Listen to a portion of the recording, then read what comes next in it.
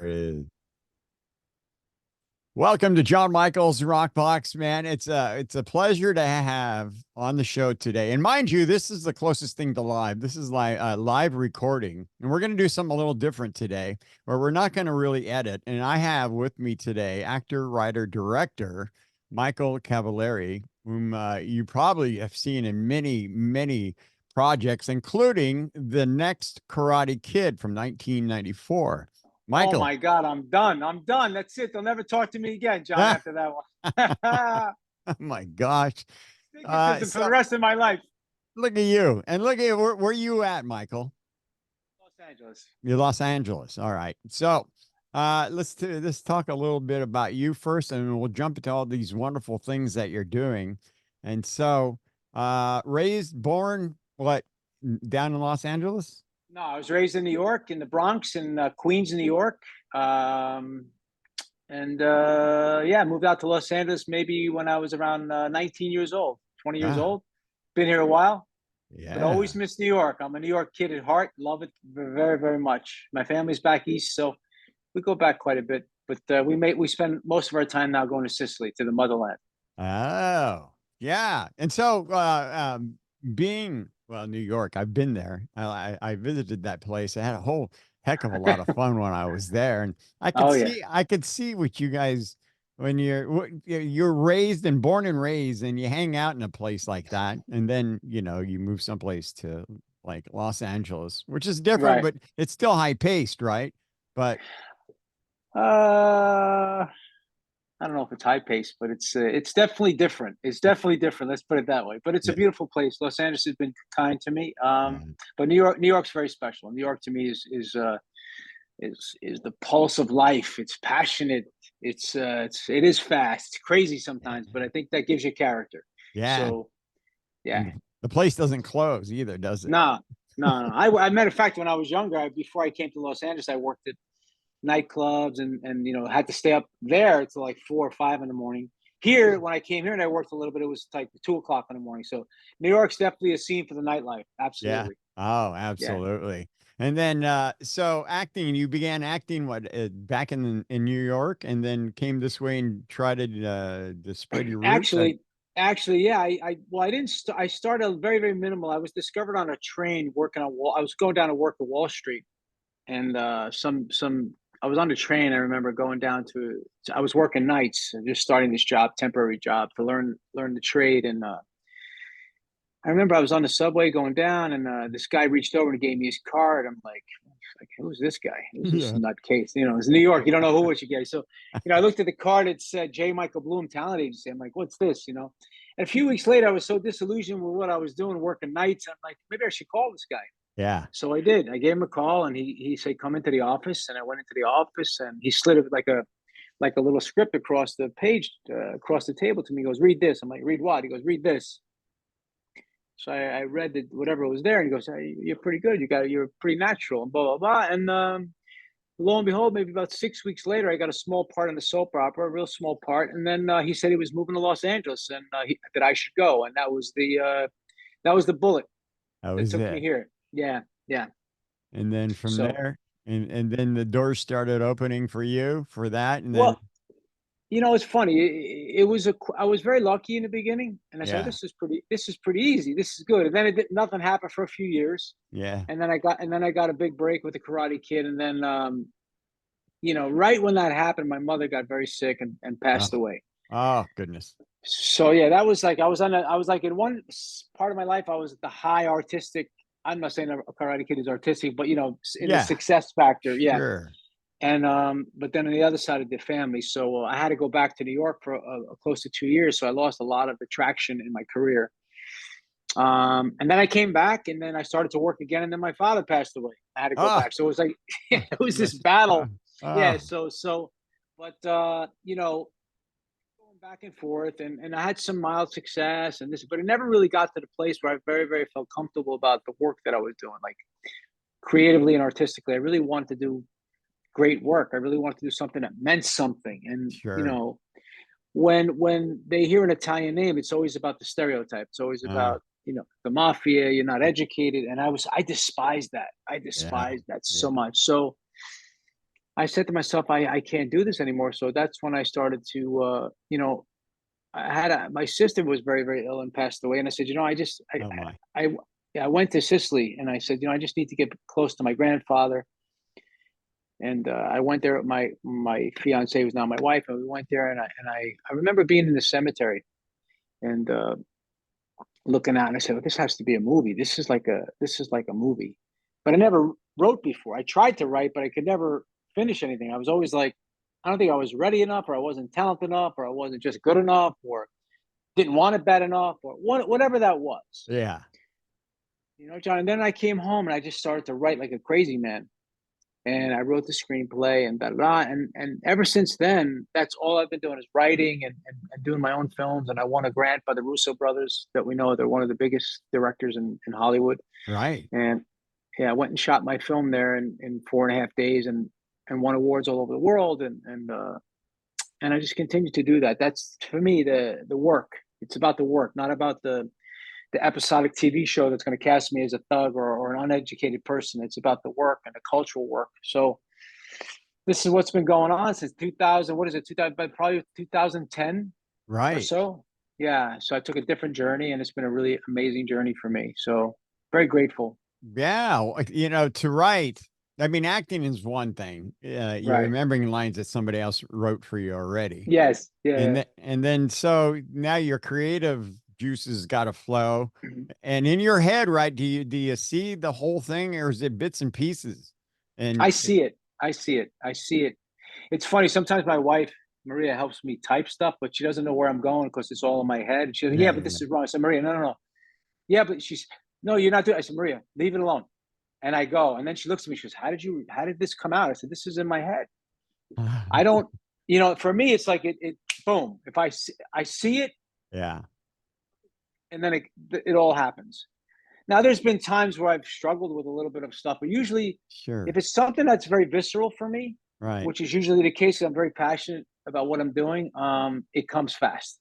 It may not be good. It may not be structured well, yeah, but there's a passion to it and there's a heart to it, and I think that's today. I think a lot of the work is not from the soul. It's a lot of commercialization, a lot of mm, quick cuts and stuff. So I write from the heart. I write from my experiences. I write from the things that I love, and if people like it, great. If they don't, no problem. right. And so when you started writing, then in your head, so one of the first things that you did was let's see if I say this right, ritornato. Sì, ritornato. Very good. That means to return in Italian. So when I wrote the return, it's funny story. Uh, Because like I said earlier, I had, the book The Artist's Way. A lot of people know this book. They write notes in it. It's a yeah, book that you write it, whatever. So 15 years earlier, I was trying to write something and I just couldn't get it. So I had bits and pieces. So when I came back from Sicily in that trip that I told you about that I took and I started writing, right. I was looking for something, and I said, I know this book is around. I want to see if I have any things in it that can kind of confer or I could use. Sure enough, when I opened the book and then compared it to what I had written, it was exactly the same thing, Oh, like almost verbatim, like words that and scenes that I had written coming back from Sicily was the same as 15 years ago, but I just couldn't finish it because right. things had happened. So those things have happened, and now the Sicily trips were new things that I was adding to the things that happened. So Ritornato became basically an homage to finding my roots in Sicily and also an homage to my youth and the things that I went through as a kid. And I put that both together and it became this film. And so that was my first, stab at a script. And I remember sending it to my friend. I'm like, listen, my friend Peter, I said, Pete, I don't know if it's good. It's probably not good. It probably sucks, but Uh, whatever. But take a look at it. And he called me a few days later. He goes, Mike, he goes, this thing is da da da da. He goes, but it needs some structure. I said, okay, great. And so that's kind of what I do. I kind of use him as he's like a mentor to me. sure. And I write some stuff and he kind of modulates it and kind of structures it for me. But he goes, just go, do what you do. And it's funny when you find somebody who understands you or understands who you are, Yeah. you can really fly in your work because there's a lot of people out there that if you could say, hey, take a look at my notes, they want to do it for their own selfish narcissistic reasons. Maybe they do this, do that, do this. Yeah. You know what I Yeah. mean? Yeah, sure. And yeah, and he's very special. He's like, Michael, no, no, no. Like I go up this way, he goes, no, no, no, this is not you. This is you. And then go back. So I'm very, very lucky to have that kind of guy to pull me back in and let me be honest and truthful. So I've been very, very fortunate in that way. Oh yeah. I mean, because you got to have, having yes people is not the answer, especially when Yeah, you're trying to be creative. So you got to have yeah, somebody that's going to sit there and look at it and say, look, Michael, I see what you're trying to do, yeah, yeah. and you got to be like, I guess, right? You got to be able to take the criticism of somebody Sure. else's because that's why you asked them in the first place. So you want that person that's going to sit there and say, "This Right. part was great, dude. This was really fabulous. I get what you're doing, but I don't. Yeah, But this part over here, and that, what was yeah, that? You yeah. know?" I get. And so, It's fun. It's funny because he'll send me like I'll send him something and like at 2 o'clock in the morning I get an email. So he gives me the list. Mikey, that you got to do this, do this, do this, do this, do this, and I'm expecting an email. I know it's coming, so I wait up. I get the email, like, oh my god! And you know what? I was just talking this about my wife this morning. It's like, when he tells me something, yeah, I'm he doesn't have a lot of time, but he does it for me because he believes in me. So right away, I turn around and I grind it out and I grind it out, and I'm not afraid of work. And then I send it to him. He goes, man, he goes, you're a machine. I said, you know what? You tell me something, I go, I write, I come back. This is, when you have a mentor, when you have somebody who believes in you, you know what? You have to do the work. You have to do the work.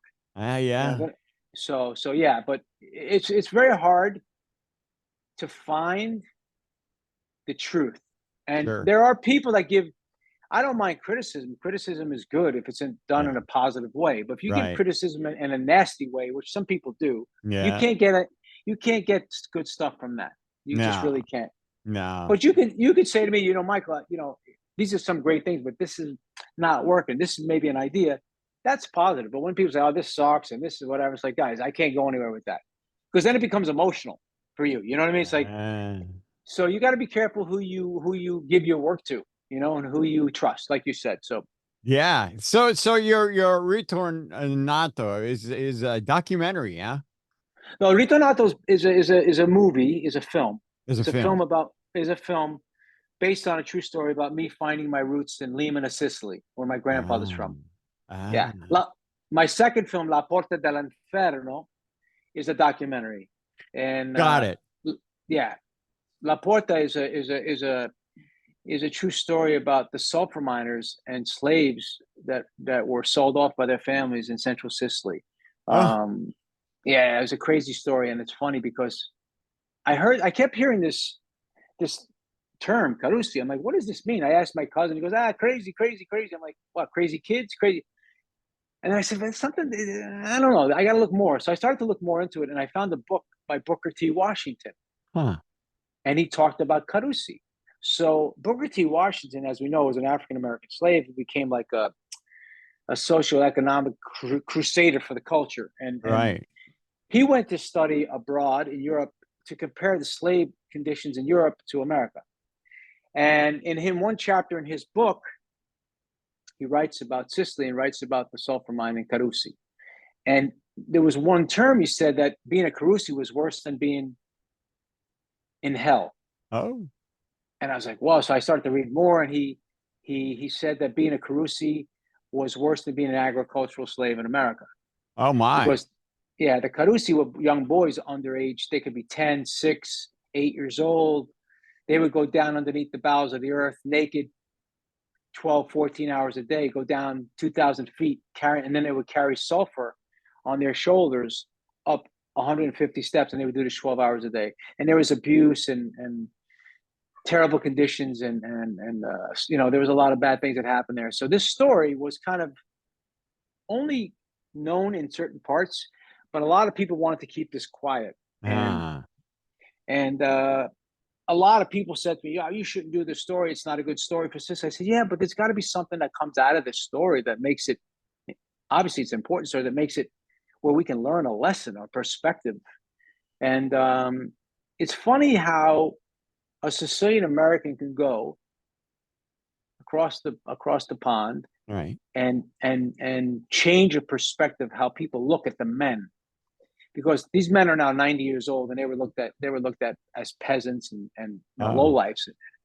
when I went, and the first I call in my documentary, I call them superheroes because I could never live and do what they've done and Right. survive it. Sure. Because to me, yeah, because they when as they get older, they were able to raise families and put their kids through school. And to me, that's a superhero. That's a true superhero in life. So it's really, really been an amazing, warm experience for me because I've been able to travel around the country and show this to kids who've never even know their history, learned their history before. So, and I'm doing it here in the U.S. And I'm also doing it abroad. And I'm going to Canada this weekend and San Francisco and to the universities. I'm going to RIT. And it's just like, I believe that there's always something that we can get out of something, Right. and I refuse to say when they were saying, "Well, you shouldn't do it." I'm like, "Well, yeah, maybe I should." When you tell me I shouldn't, then maybe I should. So that was my attack on this thing. So Yeah. All right. yeah, So these kids, yeah, I was looking at this and I'd seen a piece of your documentary of that, La Porta dell'Inferno, what, the door to hell.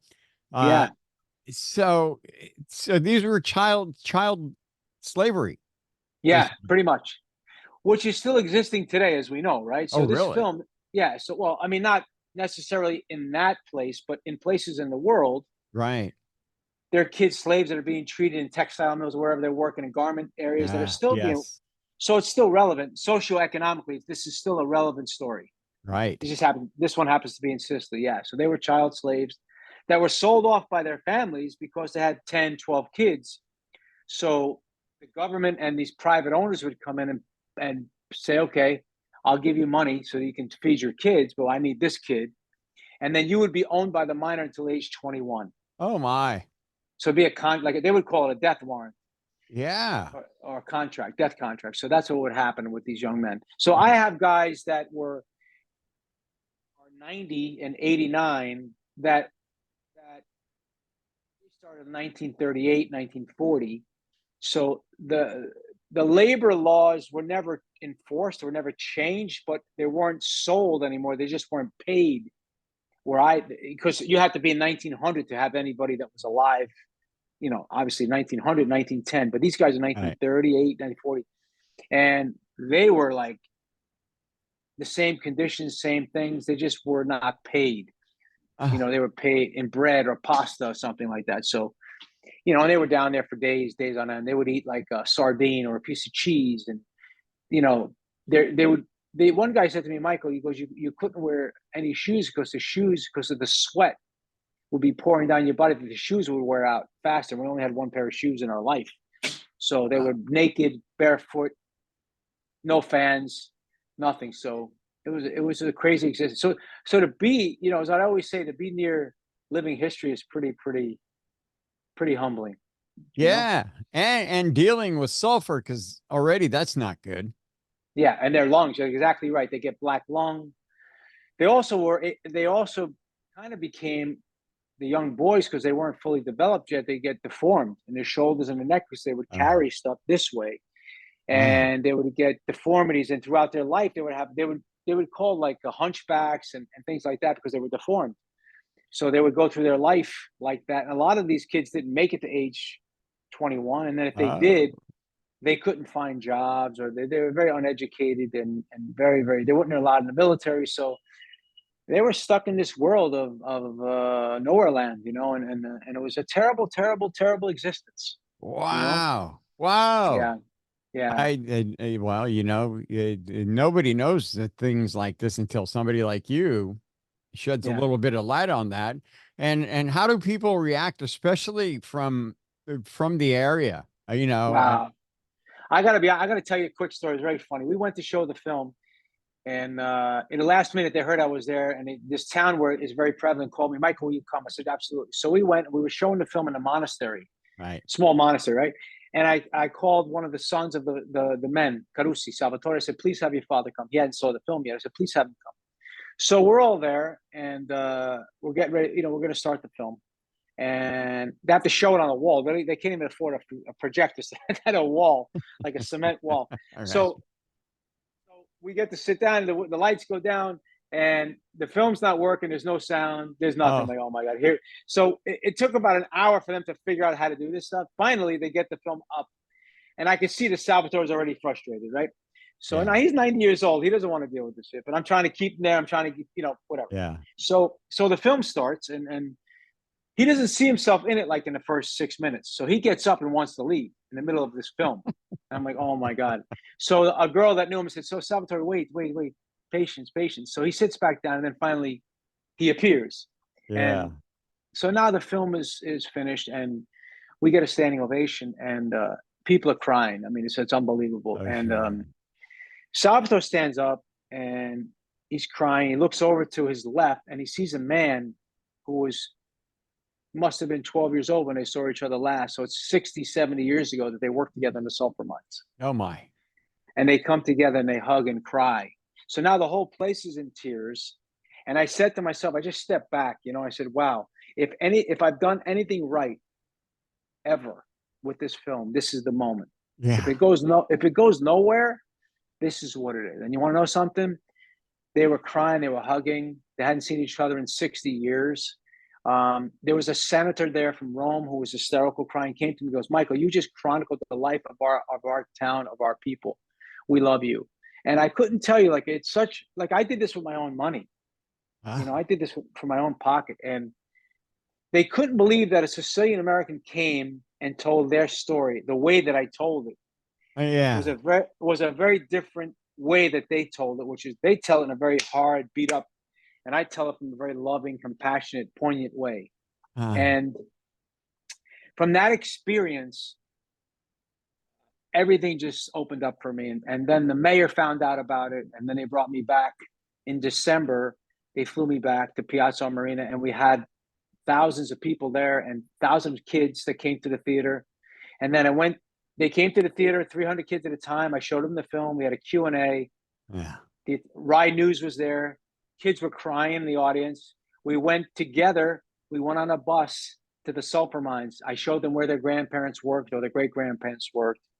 It was one of the most beautiful experiences of my life. So if I've done anything right, other than my son and my wife in life, this is a really, really testament to a beautiful thing. So I'm very proud of Yeah. that. Oh, And we keep making. I'm going back in May 1st, and they're setting me up for like 15 more events, and it's. oh, I think the great thing is this. I think because I was in Karate Kid, yeah. the kids want to talk to me. They want to meet me. Yeah, sure. And then once I create this relationship with them, we become friendly. They Uh-huh. open, and then I can kind of show them this film, and we can discuss. They trust me, and they can discuss how they feel about it, and they're willing to learn. So I think it's kind of crazy that 25 years ago I did this film that I didn't want to be bothered with, and now it's coming back to really, really help me in a different way. And I'm very Yeah. proud to be involved with Karate Kid. I'm proud to represent it in the best way I can, but also it helps me to move my message forward. So I feel very, very, very proud of both those things. Oh yeah, absolutely. And as well that you should. I mean, Karate Kid is a great stepping Yeah, stone to be able to let your own personal creativity come out and do what yeah, you have just recently accomplished, which yeah. um honestly, let's see. I'm gonna show this really quick. Oh And no, if it posts I'm in up, trouble. I'm I in mean, trouble. I'm gonna let them see that there it is now too.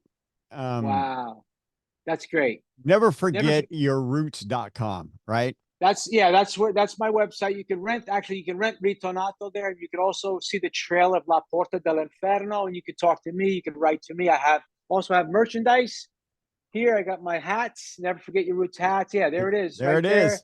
Sweatshirts, t-shirts, and this is my branding, and there's other things that are coming along. I've just been asked to speak at a huge event, so I'm very, very excited about finding roots. And again, Yeah. I'll be appearing in Hamilton, Canada, on April 7th at the Zoetic Theater, and also I'll be at RIT College in Rochester on the 10th, and also in San Francisco at the Italian Club in San Francisco on April 18th. Which is So, right. That's right around the corner.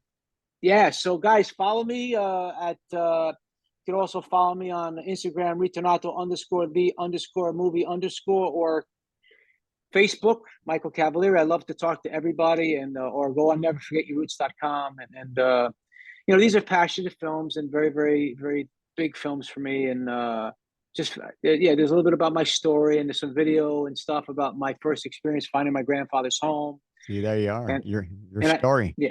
Yeah, and I do some personal appearances. I do inspirational speaking. There's my grandfather's house right there behind, right to the left. That's my Oh, grand. That's the first time that I went to my grandfather's house.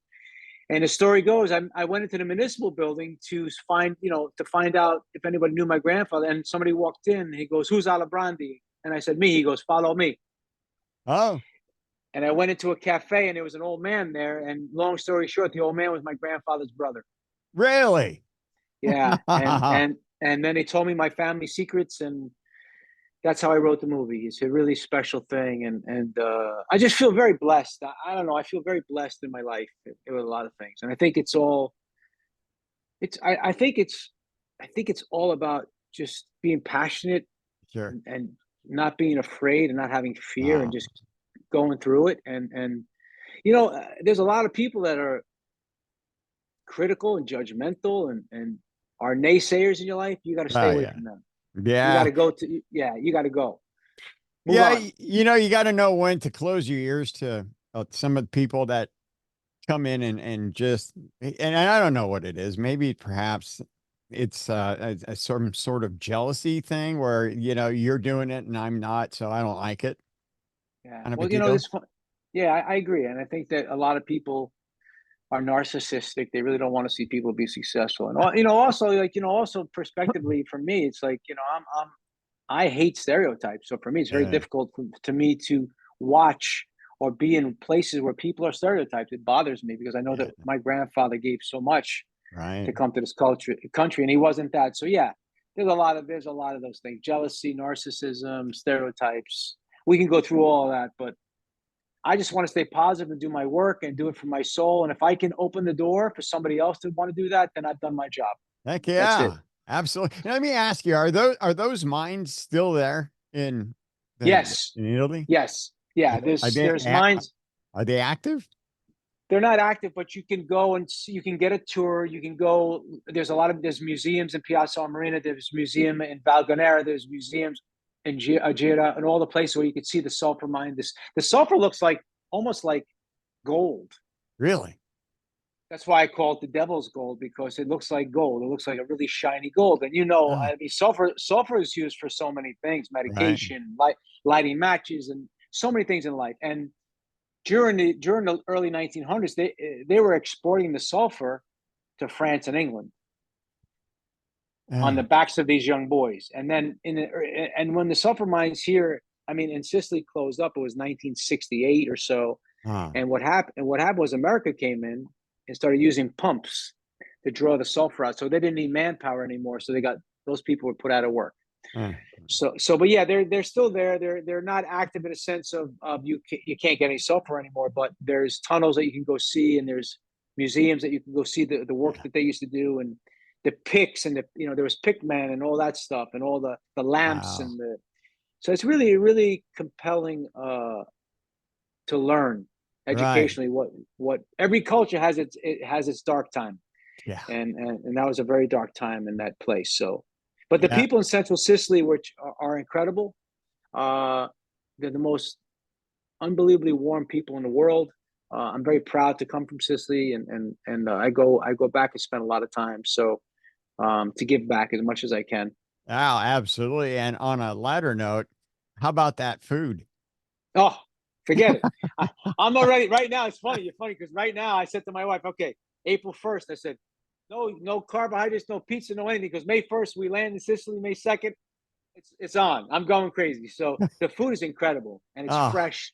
Here they get all these. They pump it with this. They pump it with that. I go to yeah. my friends in Sicily. It's Yeah. funny. I tell a story. My friend Rosario is hilarious. He goes, Uh, Michael, we come. We barbecue. I said, okay. I'm thinking we got the barbecue like we have it. We lift the y- thing up. yeah. He's got this big pit with rocks, and he's hitting the sausage with a pitchfork. I'm like, oh my god, he's got a half a goat in there. I'm like, me. You know something? It's amazing food. It's Really? fresh. The cheese is amazing. The bread is made fresh.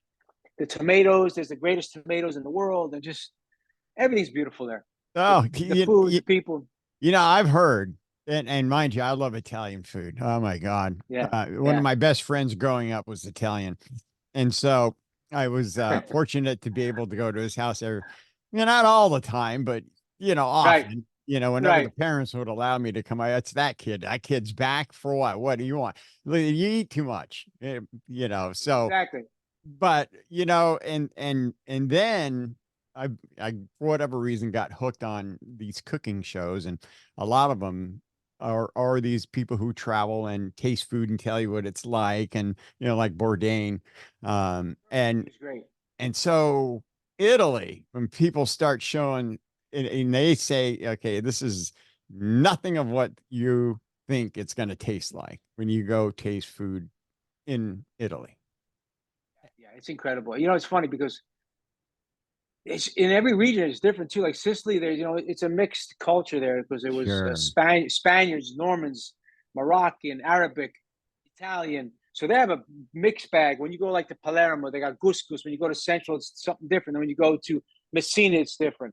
And then you Right. go to like Italy proper, you got Rome. Like Bologna has amazing food. Bologna's got incredible food like that bolognese and a great parma and great prosciutto and cheeses. So uh, everywhere you go, it's like you're in trouble. If you like Italian food, I do. you're in heaven. So even like the simple thing like an espresso is like it's unbelievable. 80 Yeah. cents you have an espresso in Sicily. Here's what is it? They put sugar, cream, this, that, and the other thing. You go to Starbucks, it's $4.50 or something. Yeah. We go there, we hang out at the cafe, get espresso, boom, a little bit of brioche or something. We're happy. It's a beautiful day. Beautiful So day. yeah, it is. It's beautiful. And so I feel blessed. how's pizza? How's the pizza? Uh, uh, I don't listen. People say it's best in Naples. Let me tell you something. Every every region has great pizza. You just have to know where to go. Sure. Naples has good pizza, but Sicily, some of the pizza I had in Sicily, Ah, because a lot of the places I go are places that the locals go to, and a lot of times what we do is we go and we make the pizza. And my friends will have a big outdoor oven. They make the dough. Like my wife does it here. We make our dough. We make our pizza here. It's ah, incredible. oh, You're going to go to some places that if you go to a tourist place, it's going to be touristy. But yeah. if you know where to go, arancini, arancini like rice balls, arancini, right? Oh my God, the number one. I'm telling you, this is incredible. Pasta with eggplant. Oh my God, pasta alla norma, my Ah. favorite in the world. Fish. No, it's got the best food in the world. No doubt about it. And And it's not so, like heavy. It's not heavy food. right. And right, because you would think that it would be, right? Right. But, Yeah. Yeah. Well, because in America they got this, they uh, put that. They don't do that in Sicily or Italy. They don't do that. It's very clean. It's a different, and they don't. The portions aren't like you're not going to book with the Beppo. You're going to a nice restaurant, trattoria. They give you fresh pasta and a nice helping. Here you get garbage and it's piled on top, and it's no good. right, You know what I right, mean? So right. you're getting a good portion, a healthy portion, but it's made homemade, fresh tomato, fresh mushroom, fresh whatever you want. Yeah. Yeah. And So, and the sauce has got to be incredible now. oh yeah, it's funny because I'm looking at pictures now. I'm trying to find some other places. We're going to a different area. I'm like, all right, I made two reservations already in different. It's crazy, but I love it. I love it. I love it. What can I say? Well, I love it. I mean, well, hey, what is that phrase? When in Rome, do like the Romans. So, You know, it's like here. You go if you want to go to a place that is relaxed huh, and is reasonable, and you want to have good food, and you want to be with friends. That's the lifestyle. But when you live in yeah, Los Angeles, you're in a little dungeon in your own little house. You have to travel across over here. To yeah. buy a bowl of pasta is $30. To Oh, park is $15. uh, It's like, who wants to do that? I don't want to live that life. So nah, that's why I go to Sicily. I don't blame you. So, Yeah. and making it at home. So you learn to create those kinds of dishes at home as well now. Yeah, when I was a kid, my mom was, from Sicily, so my mom cooked amazing meals. So Uh, I watched her. I watched my grandfather. Now sure. my wife's Italian too. Her family's from Puglia. beautiful, beautiful region of Italy. Nice. So she loves to cook. We just had a baby, Matteo. Matteo is 5 months old. Yay. Yeah. So we're trying to Congratulations. get, yeah, thank you. So we're trying to get him. So we're making his food. So we try because I don't like, I'm very work out a lot. I'm very healthy. I don't like, I don't eat bad foods. Right. You know what I mean? I don't like Right. unhealthy stuff. So we eat really well and we like to cook. It's fun for us. It's family. So all our Yeah. friends, my neighbors come. They smell the food. Michael, we're coming over. Come on. I just had my friend came over before we did the show. Right. His little boy came over. He had a little coffee. I gave him some Italian pastry. We sat with us. It's beautiful.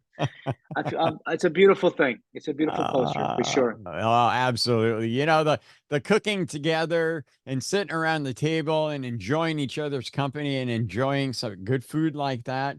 You know, Yeah, that's fabulous. And then you get to go to your you know, you see your roots and go back yeah, home, you yeah, yeah, know, and hang yeah, out there and enjoy that, and then all that food and all the gathering and you know, and then sharing and then gathering ideas. Are you going to come up with something else besides these yeah. two that you have? I just wrote another screenplay, so I'm just finishing up, and I'm hoping to shoot something in September. I'm also working on another documentary about Ellis Island, so I'm working on that. Yeah, Got a lot of stuff going on. You know, unfortunately sometimes I have to put the money out of my pocket, but yeah, maybe this time, you know, when people, you know, they're starting to come around because they see my work, that they're just sure. trying to be a little bit more helpful. But if I feel it deep enough, great to do it Yeah. to put the money up. So, but I can tell you one thing. You were saying something before about people getting together. As soon as I touched the sign of Limina when I Ah, went the first time, when I returned the ritornato of the film, the first time I went to Limina and I touched the sign, I never forget. I said to my mom, who's in heaven, I said, "Mom, I made it for you." And I got to tell you, you know, you walk on the grounds of where your grandparents are from. yeah, It changes not only the way you look at life, it changes the way things taste, the way you feel. It opens your eyes to so many things. So I encourage people out there to never forget your roots, to yeah. go back and visit from wherever you're from. Doesn't matter. You could be Italian, you could be whatever you are, because it'll inspire the rest of your life. So yeah, Absolutely. I feel blessed. Absolutely. Yeah. Uh let's see. Let's just because you said you were touching that sign, how can you not show this? Gotta show that sign there. There it is. That's There the it is, first right time I there. touched the sign. Yeah, that was it. That was the first time I ever went to Sicily. Wow. Limina. That Wow. must have felt incredible. I was floating around after that. My legs were like, and you know what's funny? I wasn't sure if I believed the story because I had to call my cousin a few times because the guy who told me the story, Ah, I'm like, it's the craziest story. What is he saying? And then when I talked to my oldest cousin, she's 20 years older than me, she goes, "Yes, that's true." I was like, "Wow, that happened." And then when I went to do all the paperwork to get my citizenship, right. all the paperwork was the same. I was like, "Oh my god!" So they're Oh, kind of like their oral history was so on point and correct. wow. Crazy, Wow. crazy stuff. Yeah. So Oh. Geez. All right. So where let's so people want to find you. Where can people go to okay. find Michael? Okay, so we can find me on Facebook, Michael Cavalieri. You can write to me, I write back, write on Messenger, say hello. You can find me on neverforgetyourroots.com. You can email me on Instagram, La Porta dell'Inferno Film or Ritornato _the the movie. And you can find me anywhere. Just come look me up, write to me. I'll be in Toronto, Hamilton, like I said, April 7th, the Zoetic Theater. I'll be in San Francisco, April 18th at the San Francisco Italian Athletic Club, and I'll be in. I won't be in Rochester, but my film will be in RIT in Rochester. So follow along, guys. I feel really, really grateful. Oh, I'm going to be on Buffalo TV. I'm sorry. I'm going to be on Hey, Buffalo. Yeah, sorry. April Buffalo. 27th. Buffalo, yeah, go. I'm going to be on Buffalo TV April 27th on WBBZ TV at 4 p.m. Thank you so much, Buffalo, and I'll be all over Sicily May 1st. Check my Facebook page. You can follow this really incredible journey. Absolutely. And if you are going to go to the San Francisco show, just because we're getting to that one, the address 1630 Stockton Street. It's the San Francisco Italian Athletic Club Yeah. on the 18th. at 6 And p.m. tell me is you know John. Tell me you heard it from John. tell Michael you watched this podcast of the John Michael's Rock Box, and you go, it's because of that I'm here, and that I get helps on me. Rock Box. How did I get? I should start singing a rock song. What's going on with this Rock Box? No, this is awesome. Your voice is incredible, by the way, dude. Well, thanks, Michael. I appreciate that. Were you a singer or No, like a are you kidding musician? me? I wish I could sing. I play in a band, but I'm a drummer in the band. You You got a know, great voice, dude. Great thanks. voice. I do Wow. radio, but No, I know, but it's just like as soon as I heard you speak, I'm like, wow, this is why he's doing the successful things that he does. I wish I could sing. Amazing voice. No, you got a great No, voice. Really they great say, voice. well, they always ask me, how come you don't sing in the band? I always tell them because I want people to stay. Where are you originally from, John? From here, from where I'm at in Gilroy, California. I was born, raised here pretty much. But half of my parents from Texas and Mexico. The other half is American Indian. So, Wow. yeah. Wow. And so, yeah. And so, That's crazy. yeah, I know. I used to ask my grandmother once I figured out that, it was the Indian part of me because I was really curious. And so I got as Sure. much as I could out of her before she passed away. Wow. And a lot of the times you have to kind of just, go ask your aunts and your uncles because, Yeah. Yeah. now that she's gone and now a lot of my aunts and uncles are all passed away. I only got a couple left. And so I think I'm going to have to do that online roots thing. Yeah. Yeah. Because it's really important. It's incredible what you find out. It's just Yeah. you're like, wow. So that's why I did it. That's why I keep going back for more, and I encourage people to do it. But your hair too is you got the great hair. You You look lucky pretty good man. there too. Hey, I'm doing all right. I'm hanging tough. I'm yeah, hanging you're tough. I'm not hanging like you tough. though. I I'm not tell as you what. handsome as you are, but I'm trying. I tell you what, man. One day we're gonna get together and we'll maybe we'll cook together and we'll sit around and we'll Yes. eat. Yes. Yeah, you know what? Have a glass of wine for sure. I'm up. I'm up for that, man. I love that. You're Yeah, awesome, man. You're an awesome guy. Thank you Michael. so much. Thank you so much for having me. It's an honor. Thank you Yeah, guys, wherever you are, whoever's listening. Thank you so much. John, you're great. absolutely. Everybody, Michael Cavalieri. Of course, you make sure that you check out his films and don't forget to head over to his website to check out neverforgetyourroots.com. And you can kind of bounce around and see his story. You can read about his La Puerta de Inferno and Ritornato, which I'm You got a good sure I've just Italian accent, John. Very good say, Italian accent. yeah, I need to go have some pasta now for lunch. Exactly, exactly. You probably eat pizza now, right? Something. Michael Cavalieri, man, dude, thank you. And thanks for hanging Thank you so out. much. All You're right, awesome, brother. everybody. Thank you for having me. Ciao, everybody. Absolutely. Thanks, everybody. And thanks to Michael Cavalieri. And thanks for hanging out here at John Michael's Rockbox. And look forward to seeing you guys again.